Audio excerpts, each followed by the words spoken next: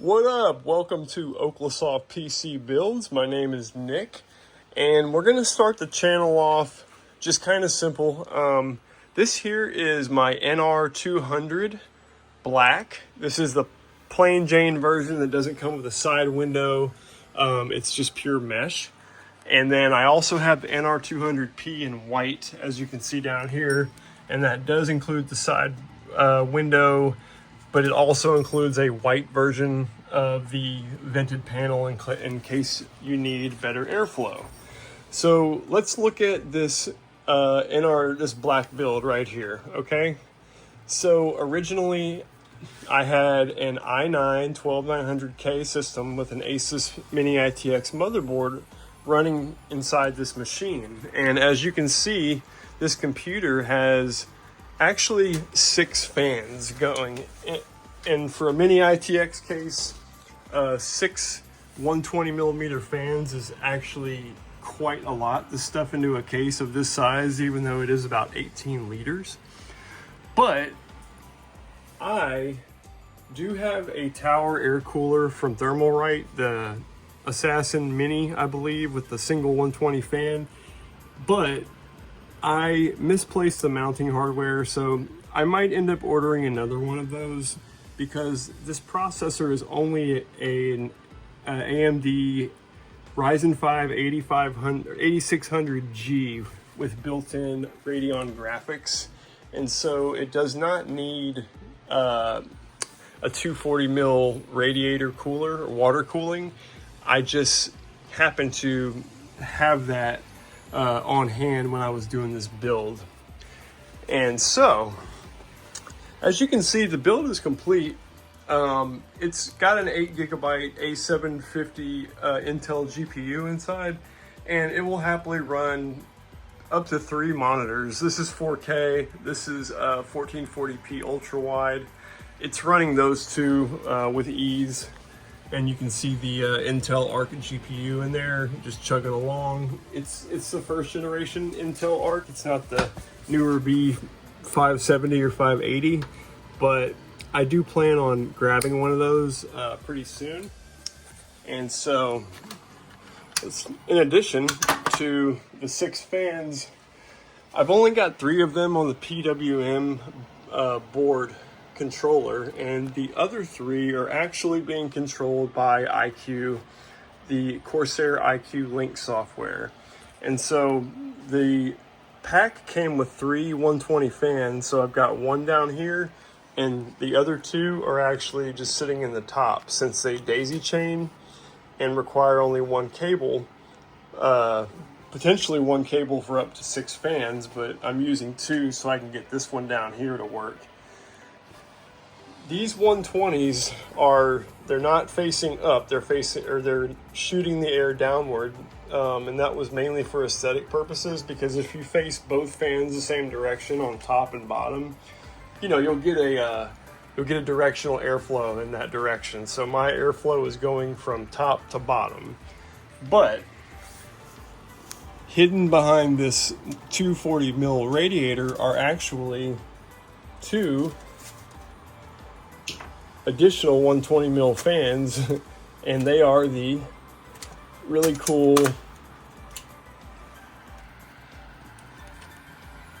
ring LEDs, as you can see, but they're kind of being hidden by this the way I have this set up, and so I will probably swap those out or possibly put them on top because they're a little more impressive than these white fans, just because they have the halo ring around them, and the newer Corsair iCue fans include halo rings for the more expensive models, so there's that. But anyway, let's go over the specs really fast.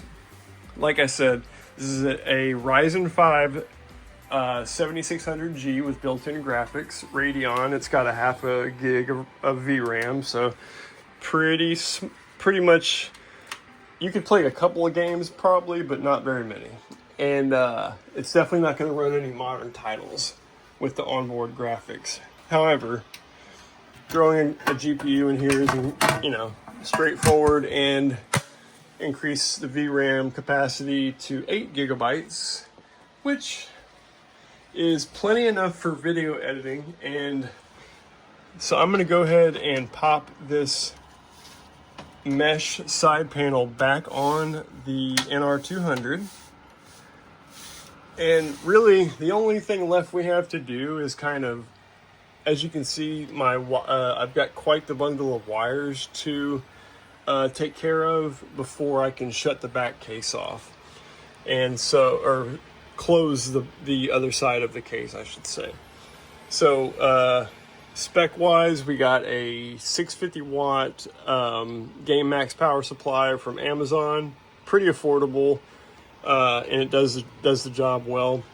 A 2 terabyte Kingston NVMe for additional storage. A 1 terabyte Samsung 990 fourth gen PCI NVMe drive. So 3 terabytes total.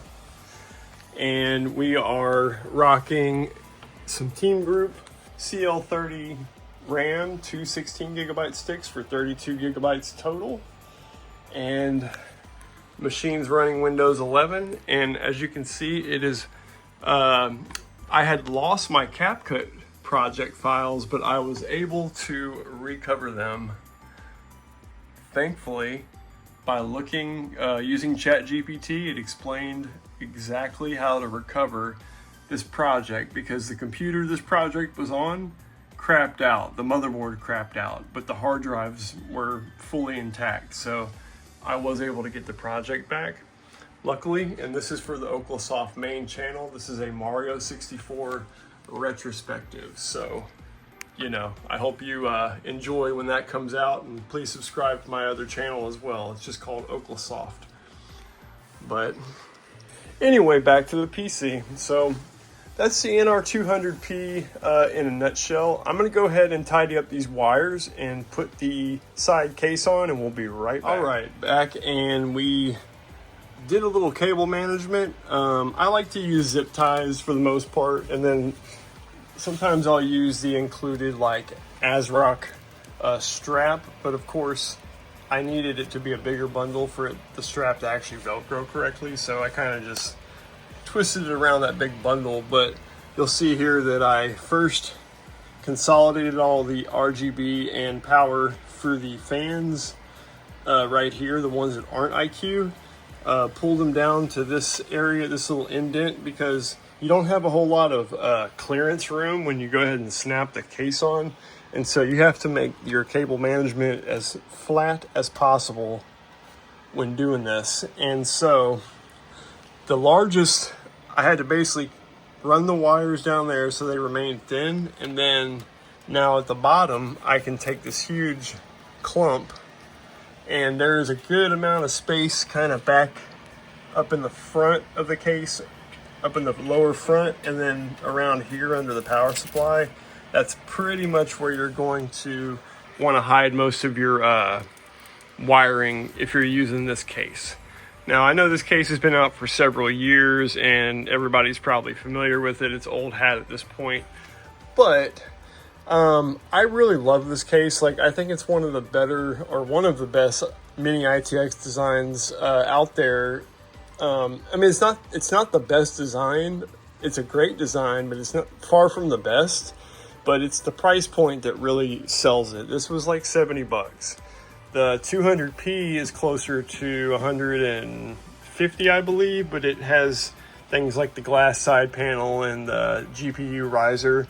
Now, it's important to note that the 4.0 GPU riser that came with this, I lost, and I used an older one from a previous NR200P that I'd bought, and that GPU riser cable caused me nothing but headaches. It never worked properly, even when switching a Gen 4 in the BIOS. And so once I plugged my GPUs directly into the board, I never had any of those issues. So I know it was the riser cable, and that's why this system is in the black case and not the white one at the moment, because the riser cable that I own does not work in this case. This is a more traditional GPU mounted traditionally type of situation.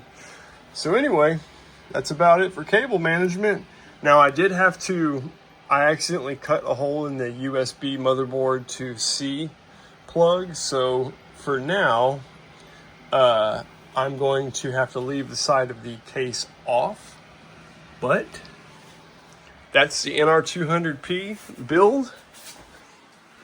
Pretty good stats. It does really well in fur mark and everything. I'm not going to show all that. I mean, it's a boring system. It's an AMD 8600 or 7600G Ryzen 5. So you pretty much already know what to expect from the, benchmarks and so forth. It's not going to set the world on fire, but it is a very capable editing machine, especially with the 32 gigs of DDR5. And so I'll just pull up CPU-Z so you can kind of see what's going on in the machine at the end of the video here. So there's all my stats. You can see the core speed is running at 5140. It's hovering around 5 gigahertz. And then graphics, we have Intel Arc a750 with 8 gigs of VRAM. And for the next episode, we're going to take a look at the beautiful Antec Performance 1M system that I built. Now, this one's a beast. A real beast. So stay tuned for that one. I've been aio-cooled. I'll check you later.